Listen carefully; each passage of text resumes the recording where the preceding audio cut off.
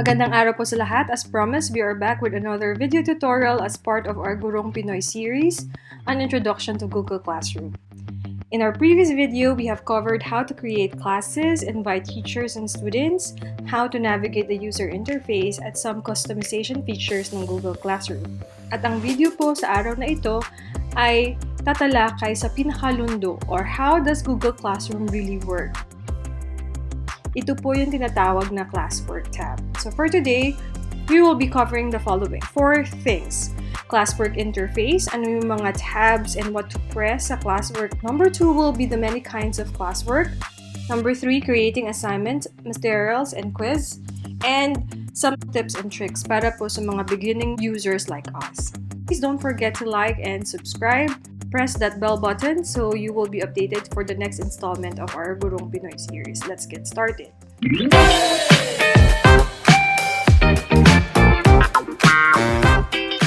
the sake of this tutorial, gumawa po ako ng dalawang klase para later on yung mga features ma-maximize natin. So, you can see wala pa naman akong students dito. Wala pa akong students because this is just for tutorial purposes only. So, let's say, I want to click P6 Kindness. There's nothing here yet. Yung stream tab is like a Facebook wall. And the first thing that we need to do is to click Classwork. Anong makikita natin sa Classwork interface? There are, one, the create button. Okay? And once you create, itong part na to, makikita nyo yung list of assignments that you have done here. Yung Google Calendar, the class drive folder as well, yung setting, yung other apps under Google, and then ating username. The kinds of classwork you can give in Google Classroom. 5 klase ng classwork ang pwede niyong gamitin. Una ay assignment, quiz assignment, question, material, reuse, post. Anong pagkakaiba ng 5 ito? Simulan natin yung assignment. It is given when you expect an output from the kids. Ito yung bibigay mo tapos meron silang sasagutan. A quiz assignment is an output from the kids with Google Forms ready to edit. They are the same, it's just that itong quiz assignment may preloaded Google Forms na direkta mo na siyang i-edit. I will show you an example later. Number 3, question. Post a short answer or an MC question for the students to answer.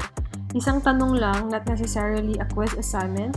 Isang tanong lang na pwede mong i-post sa Google Classroom.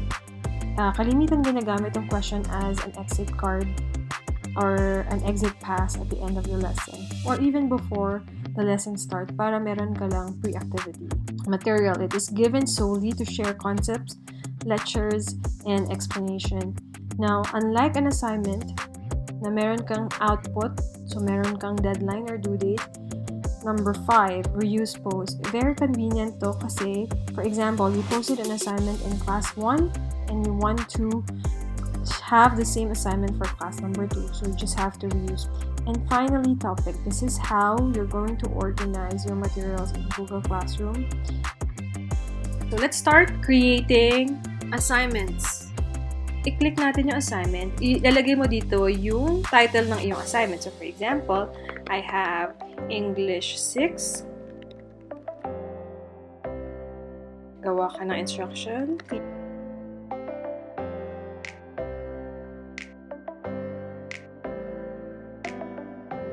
Now you can click if you want to add. So you have to add an attachment. You have the file in your Google Drive. A link. You can copy the link if you have it in the drive. If you don't want to go to the folders one by one, you could also click the file and tube. So if I have it in my file, nakikita nyo na I have here several options to choose from. The recent ones, it means the recent files na na-open ko. Yung upload is I have to get it from my computer. My drive is in the Google Drive. Shared drive, some starred materials. So, let's do the traditional. So, i-upload natin siya. You just have to drag. You have to click upload, and depending on your speed, it loads right away. So, sorry. Let's say powerful verbs here. Okay? Na ando na yung file mo doon. Tapos may mga options ka dito. The first one is the students can view the file. It means makikita lang nila. They don't have the power to edit the file. But since this is a PDF one, hindi naman talaga nila kaya itong edit. But in case you're uploading Microsoft Word, PowerPoint, or other editable formats, you can click this if you don't want them to edit. Now, if you want them to edit, click and edit the file. It's editing the same file. Everybody can get access to that same document and they could see the answers of their friends. Kaya minsan, ang ginagamit namin ay make a copy for each student. Pag sinabit niya sa'yo, ikaw lang makakakita, hindi nakikita ng kanyang peers. It's good to curb occurrences ng cheating. And then, so let's say the students can view the file.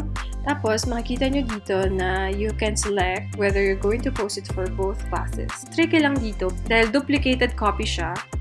For example, I made this one for P69 and P6 Grateful. Once I delete this assignment, it's going to be deleted for both classes. Yun yung tricky part. So that's why you have to be a little bit careful here. Say, I'm just doing it for P6 Kindness. And then, if I have students listed already, here, makikita mo yung pangalan. Now, you have 50 students, and this is just a make-up activity. You can just pick 5 names.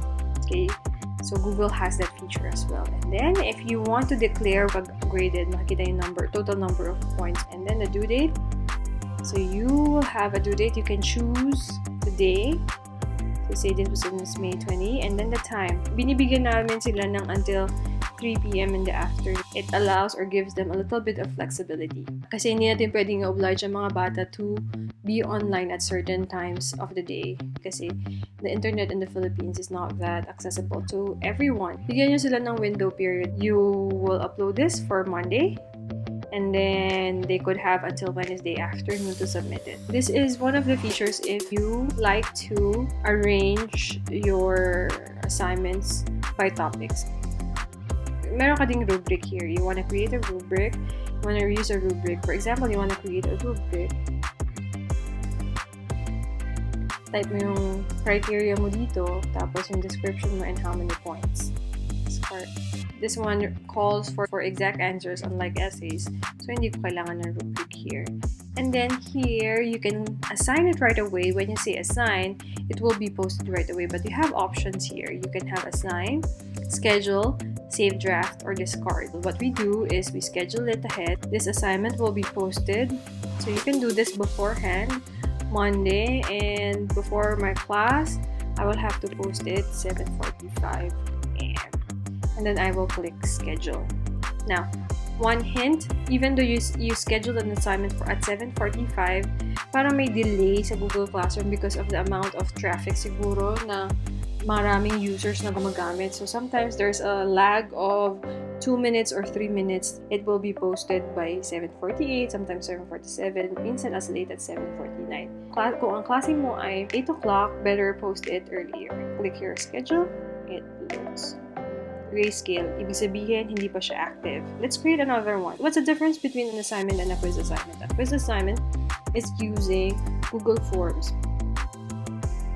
Ang maganda sa Google Classroom, if you're a new user, you will see this, how do you call it, tutorial, hits and tips and tricks. Add or you can click. If you already made a Google form or a quiz in Google Form, so you can just add the file if you have. Now, if you don't, you have to create. Hintayin nyo na makita nyo yung all changes save in the drive para alam nyo na yung last edit nyo ay naandoon na. I'll show you how to translate a typical quiz or worksheet into a Google form later on. Okay, so makikita mo, all changes save in the drive. So when I close it, I think if I click this one again, it's going to give me, let's see, quiz I've made. And then again, assign. Tignan niyo yung magiging difference niya. Pag active na yung post mo, makikita mo na it's in full color. At makikita mo dito yung due date. Ito rin yung makikita ng mga bata. Now, yung sinasabi ng Google, you can drag yung mga assignments mo according to the order that you want. Yung most recent, you should place at the very top. So you can just drag and drag according to the order that you want it to be seen by your kids. Next will be a question. Pwede mong gamitin itong question feature as a way of having exit questions after your session or even pre-activity para malaman mo if the students are capable of doing much more complex tasks. it informs your teaching. Pwede rin naman towards the end if you need to review. You can make a question into a multiple choice question or a short answer. Students can reply to each other. So may feature ka dito na pwede silang mag-comment. Magiging siyang interactive. Or the students can edit their answer. Or they could only answer once and then give comments. So I will untick and then they could just, and you can post, ask. You can even schedule again, save, draft, or discard. So let's just say for the purposes of this tutorial, let's hit ask. And once you have posted that, it's going to be there. So kita mo yung logo na may question and exit card. Pwede ka magawa ng exit card for May 20. Another example will be a material. Makita mo na simplified ang feature ng material. Only have to add it to the topic, but there is no grade or the due date. Every time I post, the recent one will be at the very top. Reuse post. Ayan. So, makita mo na once you reuse post, meron ako sa P6 Kindness. I have this. Say, the material, I want to reuse it. So, I want to click this. I will click reuse. And I have to post it. Post. Pinasali siya sa P6 grade. Makikita mo dito sa stream, meron ng update. Dito na siya sa Classwork. Ni-reuse natin yung nasa P6 na Classwork. Okay? Yan yung powerful verbs. Again, yung last, yung mas updated ang nasa taas. Old posts will be pushed sa baba. Add all the topics that you want so later on it will be easy for you. Yan ang paano gamitin yung Classwork. Makikita mo rin dito yung topics mo. Kasi pag marami ka ng topics, hindi mo na siya makikita sa isang page. So you have to scroll down. Pero para makakuha ka ng glimpse of what are the topics there at the bottom, makikita mo siya dito sa topics. Creating assignments, we're done. And then the tips and the tricks. Tip number 1.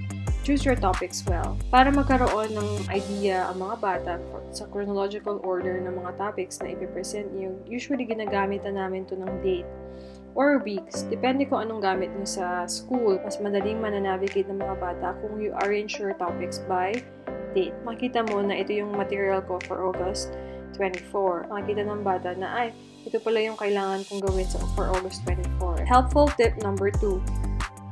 Yung 3 buttons here, you can click and I want to edit and I want to rename.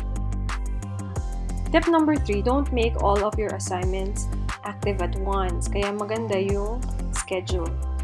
Once you already assigned an assignment, you cannot schedule it. Pero kung nakaschedule siya, edit, pwede mo pa siyang i-edit kung kailan mo siya talaga ipopost. May mga bata na nakamiss ng gagawin, yun, pwede mong copy the link, send them an email with the link, pinlik niya yung link na yun, pupunta siya dun sa assignment. After this video, we hope that you are more familiar with the Classwork interface, the many kinds of classwork, creating an assignment, materials, and quiz, and you've learned some tips and tricks. Thank you everyone for watching. Please don't forget to like and subscribe and hit that bell button.